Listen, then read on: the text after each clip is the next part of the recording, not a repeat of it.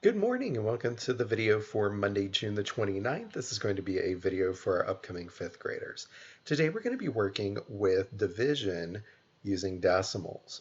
So there's two different ways that this works.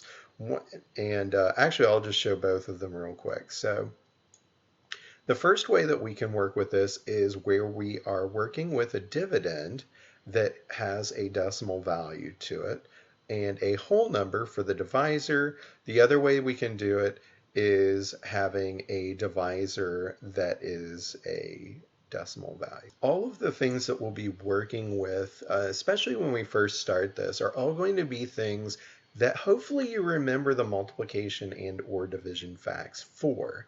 The only weird thing we have to do is to put the decimal point up top before we start dividing. That way we make sure that we put the digit in the correct spot. So we're doing essentially 36 divided by 9 for the multiplication fact, but the 4 is going to go here. So I would put a 0 here in front of the decimal point, and then that's going to give me my 36. I have 0 left over. My answer is going to be 0.4 or 4/10. For this one, same thing. I would go ahead and put a 0 here, and so if I change this to 24, I would end up with 3/10. Putting our decimal point up top, I can do 4. That would give me 28. Bring down my 1. So that gives me 21 divided by 7 for the digit that goes in the hundredths place, and that would be a 3. So my answer is going to be 43 hundredths. And then the last one, this time we're still going to put the decimal up top before we start, but I can do 4 divided by 3. So I'm going to end up with a value of 1 in the ones place, and then we can go ahead and work from there to figure out what the value should be for the tenths and the hundredths place. So now I would be doing 12 divided by 3 to get my number for the tenths place. That would be 4. And that's going to give me 6 divided by 3 would be 2. So my answer is going to be 1 and 42 hundredths. So if we are working with decimal value, in the divisor, we have to change it to a whole number. And so here's an example of what that might look like. So if we were working with this, we are going to move this decimal point over 2 spots to change this from 6 hundredths to the whole number 6. And so we would do the same thing with this other one. Then we can go ahead and divide. And so we would be doing 123 divided by 6.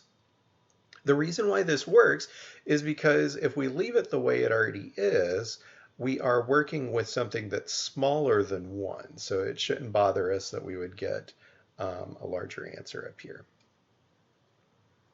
So for the second part, we've got to fill in the tenths place. And so we are doing 30 divided by 6. That would be 5. And that would finish us up. And so we would end up with 20.5 for this. For this one, they give us the opportunity to work the whole thing. So I'm going to go ahead and do that. We started with 10 divided by 8/10. We move our decimal values over by 1 spot. So we're changing our division problem to 100 divided by 8. And so my first digit's going to go right here. And that's going to give me a 2 for this. And then my decimal point, which I should have put up here. I will complain about that a lot, but I just forgot to do it. So I could have made a mistake that I've seen some of my students do. So at this point, I can keep going. So what I would do to keep going is to put a 0 after where my decimal point is. Go ahead and bring it down. In 6th grade, we are going to do that a lot.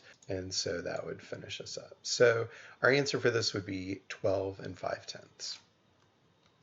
So those are the things I wanted to kind of introduce for today. Just to give you an update, I am not going to be making any videos next week because of a combination of moving apartments and the 4th of July holiday. So the next set of videos will come out on July the 13th. Hope you are having a great summer. Hope you have a safe and fun 4th of July celebration if you get to travel anywhere for that. Please be safe. We miss you guys. Hope you guys are all doing well and look forward to seeing you in the next video.